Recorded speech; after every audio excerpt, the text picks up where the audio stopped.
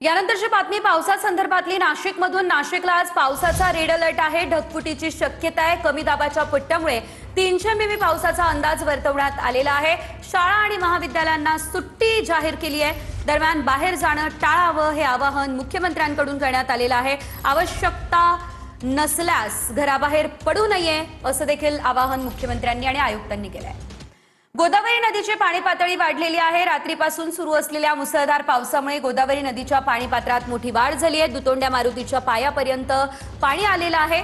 एकंदरीत आपण जर बघितलं तर या ठिकाणी पूर्णतः गोदावरी कोरडी पडलेली होती। गोदावरी नदीपात्र सिंहस्थ कुंभमेळ्याच्या कामामुळे पूर्णतः कोरडं होतं।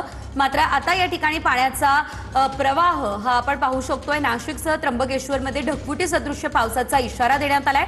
रात्रीपासून गंगापूर धरण पाणलोट क्षेत्रासह शहर परिसरामध्ये मुसळधार पावसानं हजेरी लावली असल्याचं देखील पाहायला मिळतंय आणि त्यामुळे गोदावरी नदीची पाणी पातळी ही आता वाढली असल्याचं आपण या दृश्यांच्या माध्यमातून पाहू शकतोय।